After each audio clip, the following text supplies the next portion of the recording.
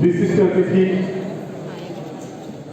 नगर पालिका अध्यक्ष श्रीमती पांडे मैडम एवं विधायक प्रतिनिधि श्री तिवारी जी एवं मंच पर उपस्थित समस्त घटक संगठनों के पदाधिकारी और इस जनपद इकाई और ब्लॉक कार्यकारिणी के समस्त सदस्य एवं मेरे सम्मानित शिक्षक शिक्षिका साथियों,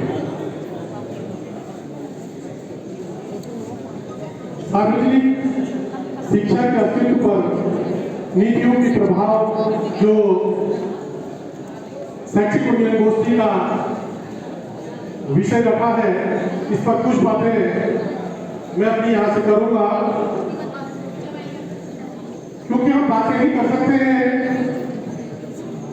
मेरी बात आप मानो अथवा न मानो, लेकिन मैं बात को अपनी रखूंगा ही रखूंगा। नीतियों की जो प्रभाव की बात है, जैसे भी प्रज्ञा जी ने कहा, कुछ नीतियां अच्छी होती हैं और कुछ नीतियां खराब होती है। जब उनका चल रहा होता है, वो नीतियां चल रही होती है, तभी उस पर पता चलता है। आज हम जिस संकट काल से गुजर रहे हैं, उसमें लगता है कि जब शिक्षा में नई नई नीतियां लागू की गई या थोपी गई और सार्वजनिक शिक्षा को रसातल की तरफ जाती रही, इन नीतियों के बावजूद और सार्वजनिक शिक्षा को जैसे कहा जाता है रसातल की तरफ जा रही है, उसके बावजूद भी हमारे शिक्षक साथी जो अपने क्षेत्रों पर काम कर रहे हैं, उसका परिणाम अभी यहाँ पर सुनने को मिला है। हाई स्कूल स्तर पर, स्तर पर रहे और इंटरमीडिएट स्तर पर चौथे स्थान पर रहे। कहीं भी किसी मीडिया के द्वारा इसे सराहा नहीं किया। जनपद चंपावत के शिक्षकों की तारीफ में एक लाइन नहीं लिखी गई कि इन विषम परिस्थितियों में भी हमारे जनपद के शिक्षकों ने यह परिणाम दिया। शिक्षा की नीतियों की मैं बात करूं, शिक्षा के अधिकार अधिनियम के तहत नो रिटेंशन पॉलिसी में जो जिक्र किया है कि कक्षा 1 से 8 तक कोई भी छात्र अनुत्तीर्ण नहीं होगा, उसका क्या प्रभाव पड़ रहा है? कक्षा 9 में जब बच्चा आ रहा है, वो किस स्थिति में आ रहा है, क्या उसका स्तर है? अब कैसे कहूं कि वो शिक्षा के अधिकार अधिनियम के तहत जो नो रिटेंशन पॉलिसी रखी गई, उसका बड़ा अच्छा प्रभाव पड़ रहा। कई योजनाएं चलाई।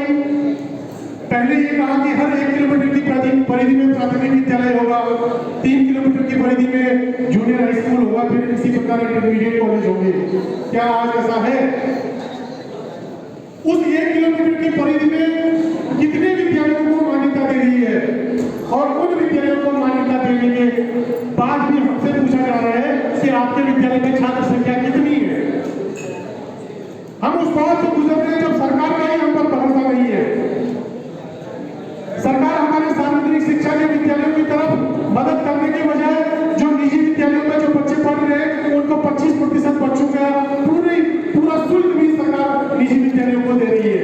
उन पर ज्यादा विश्वास है, हम पर विश्वास कम किया जा रहा है। इस स्थिति को भी हमें देखना पड़ेगा, हमें समझना पड़ेगा।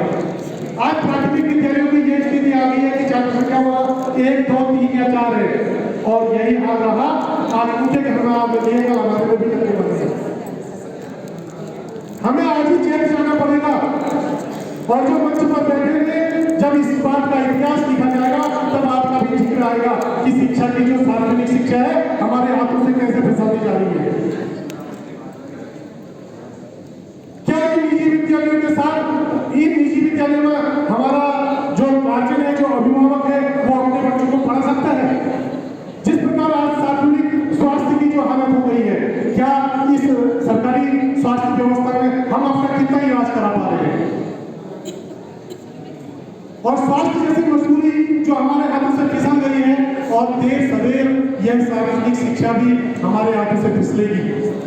हमें इस बारे में आज ही सोचना पड़ेगा। इन नीतियों के तहत सरकार भी इस स्थिति में है कि वो भी संकट काल से गुजर रही है। आज एक नीति बना दी है, कल उसको वो लागू हो नहीं पाती है। मैं उदाहरण देना चाहूंगा, पहले इन्होंने मॉडल स्कूल बनाए, मॉडल स्कूल वो चल ही रहे थे, हमें भी बड़ा अच्छा लग रहा था कि वहाँ सारे टीचर फुलफिल होंगे और सब कुछ होगा। उनको अटल विद्यालय को बदल दिया गया। अटल विद्यालय चल ही रहे थे, उनको सीबीएसई के स्कूल में बदल दिया गया। सरकार को अपने बोर्ड पर ही भरोसा नहीं है। हम कैसे कहें कि सरकार हम पर भरोसा करेगी?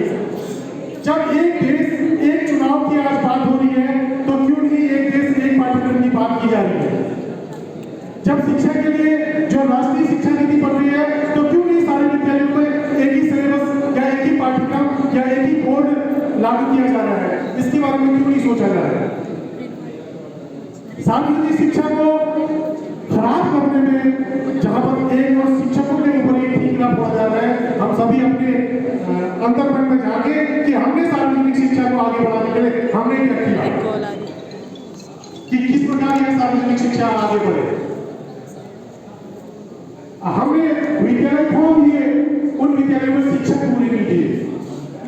प्राथमिक विद्यालयों की मैं बात करूं, एक शिक्षक से उम्मीद रखी जाती है कि वो सारे के सारे विषय पढ़ाए। वो किस प्रकार वो विषय पढ़ा सकता है? या तो वो मानविकी का छात्र पढ़ा हो सकता है, या वैज्ञानिक का छात्र पढ़ा सकता है, और उससे उम्मीद रखी जाती है कि वो सारे के सारे विषयों के साथ न्याय करे। ये विडंबना है। और इन्हीं के तहत वो उन बच्चों का जो शिक्षा का अधिकार का जो आर्टिकल 21 के में लिखा गया है कि प्रत्येक बच्चे का अधिकार होगा, उस छात्र का कहाँ वो दोष है कि वो उस विद्यालय में पढ़ रहा है या वो उस क्षेत्र में पैदा हुआ है? उसकी आर्थिक स्थिति ऐसी है